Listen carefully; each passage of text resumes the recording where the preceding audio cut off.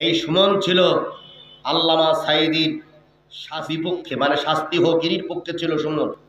আসসালামু আলাইকুম দর্শক, প্রথমেই আপনার স্ক্রিনে ছোট্ট একটা ভিডিওর অংশ দেখেছেন। সেখানে এই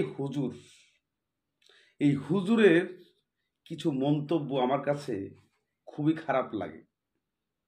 কারণ এই হুজুরটা প্রতিনিয়তই ব্যারিস্টার সুমন কলিয়ে ভিডিও করতে থাকে। কেন জানেন? উনি নিজেকে আরো ভাইরাল হতে চায়। উনি ইসলাম প্রচার করা বাদ দিয়া উনি মানুষকে অপপ্রচার করতেছেন। একজন জ্ঞানী ব্যক্তি হলে, বুজরুক ব্যক্তি হলে কখনো এই ধরনের কাজ করতো না। ব্যারিস্টার সুমন দেলাওয়ার হোসেন সাঈদীকে ফাঁসি দেওয়ার জন্য সেই প্রসিকিউটর হিসাবে এই কেসটা পরিচালনা করছিলেন। ওনারা নিজেরাই স্বীকার করে এবং আবার ওনারাই বলে ব্যারিস্টার সুমন দেলাওয়ার হোসেন সাঈদীকে ফাঁসি দেওয়ার প্রধান ছিল। কিন্তু মূলত একটা মানুষকে মানুষ যখন দোষারোপ করে, এই দোষারোপটার যে কোনো একটা ব্যাখ্যা থাকে। এই ব্যাখ্যাটা না দিয়ে একজন মানুষকে দোষারোপ করা সম্ভব নয়। বর্তমানে এই হুজুরগুলার কাজ খাই দেওয়া কতটুকু আছে আমি আপনাদেরকে ব্যাখ্যাতে বোঝাচ্ছি। আমি হুজুরের বদনাম করি নাই, আমি হুজুরকে একটা জিনিস বুঝাতে চেয়েছি।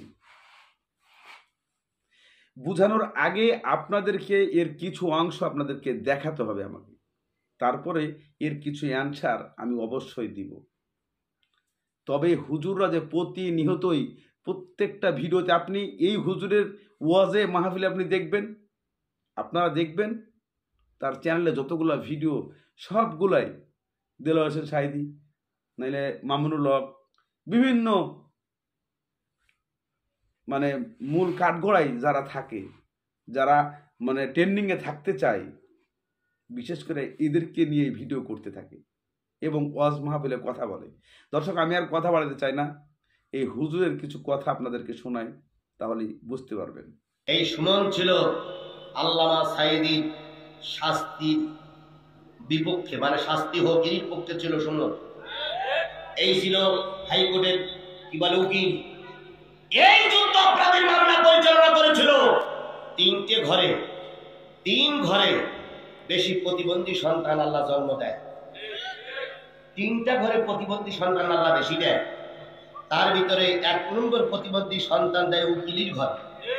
দর্শক বন্ধুরা, আপনারা এই হুজুরের কথাটুকু আপনারা শুনেছেন, বক্তব্যটুকু শুনেছেন। এখন প্রশ্ন, এর অ্যান্সারগুলা হুজুরের দেওয়ার দরকার নাই, অর্থাৎ ব্যারিস্টার সুমনের দেওয়ার দরকার নাই। আমি দিয়ে দেব এর অ্যান্সারগুলা, যে এই হুজুর আসলে আল্লাহ বকে নাকি ভাইরাল হওয়ার জন্য।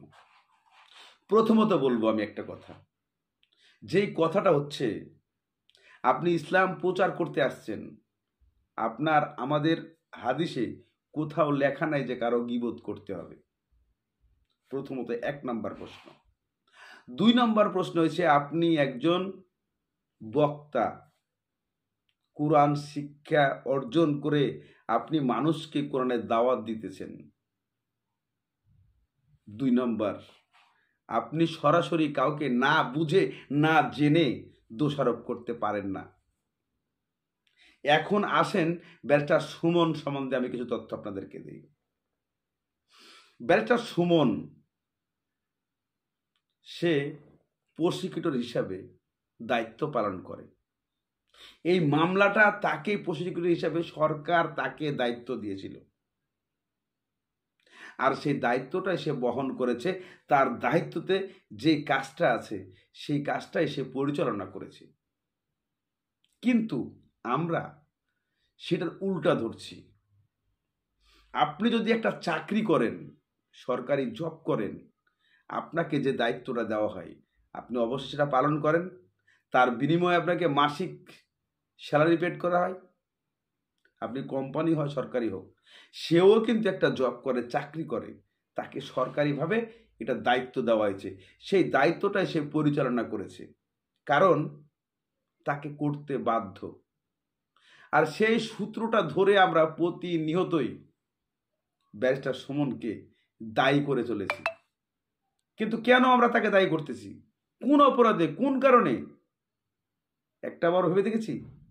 আপনি নিজেকে নিজে প্রশ্ন করেন না? প্রশ্ন করেন আপনি যে আপনি যদি কারো কাজ করেন, কারো চাকরি করেন, আপনাকে দায়িত্ব বহন করতে হবে।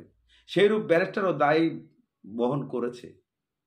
আর সেই সূত্রে আমরা মনে করি যে আল্লামা দেলোয়ার হোসেন সাঈদীর বিপক্ষে কাজ করেছে।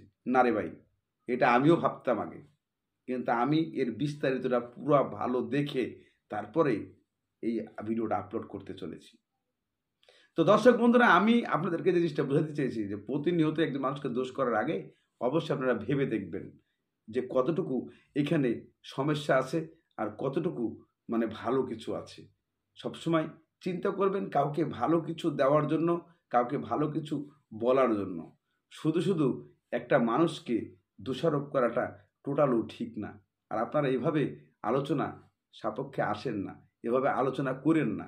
যেটা বাংলাদেশে আমাদের 95% মুসলমানের রাষ্ট্র, এখানে মানুষ ভুল ধারণা নিয়ে বাস করবে। মানুষ এখানে ভুল ভাববে একজন ভালো মানুষকে নিয়ে। ব্যারিস্টার সুমন খারাপ মানুষ নয়। আপনি যে ওয়াজ মাহফিল করেন, আপনি কি চুক্তি করে টাকা নেন না হুজুর? আপনি চুক্তি করে আপনি কয়দিন কয়টা মানুষের অসহায় মানুষের টাকা দান করছেন? কারে কয়দিন খাওয়াইছেন? কারে কয়দিন দান করছেন? আপনি তো খালি ওই বড় বড় তকমা দিয়ে টাকা আদায় করেন। ওয়াজে মাহফিলে গেলে টাকা 50,000 লাগবে, নাহলে যাইতেন না। আপনি তখন কইবেন যে এটা তো আমার বাল বাচ্চা চালাইতে হবে। হাদিসে নাই তো এটা। আপনি চুক্তি করে যাইতে পারেন না। যা খুশি আছে, খুশিভাবে আপনাকে দিতে পারে সেটা আপনাকে নিতে হবে। কই আপনারা তো সেটা একবারও করেন নাই। আপনারা নিজের আগে চুক্তি করেন যে আমারে 40,000 দিলে আমি ওয়াজে যাব, নাহলে যাব না। আপনি নিচেরটা একবারও দেখেন নাই। আপনি যে বক্তৃতাগুলো দিতেছেন, আপনাদেরকে বোঝানোর মতো না, কিন্তু আসলে বোঝাতে বাধ্য হই। আপনার নিজের চরখায় তেল দিন আগে, তারপরে একজন মানুষকে অপরাধী ভাববেন। সেই মানুষটা অপরাধী কি না সেটা ভাবার আগে ন্যূনতম নিজেকে নিজের কাণ্ডজ্ঞান থেকে একটু প্রশ্ন করবেন, তাহলেই হয়ে যাবে। আপনার টুপি একটা লাগাইছেন, ওয়াজ মাহফিলে বসেই শুরু করে দেন একজনের বদনাম। এগুলো ছাড়েন না ভাই। ইসলামে এগুলো চায় না, এগুলো বলে নাই। তাইলে প্রতিনিয়ত কেন এগুলা করছেন? দর্শক, আজকে যারা এই ভিডিওটা ওপেন করেছেন তাদের সবার উদ্দেশ্যে বলি, যদি এই ভিডিওটা দেখে আপনাদের তিল পরিমাণ ভালো লেগে থাকে আর আমার যদি ভুলভ্রান্তি হয়ে থাকে তাহলে মাফ করবেন, এবং যেটা সঠিক কথা আমি সেটাই বলার চেষ্টা করেছি আজকের এই ভিডিওতে। ধন্যবাদ।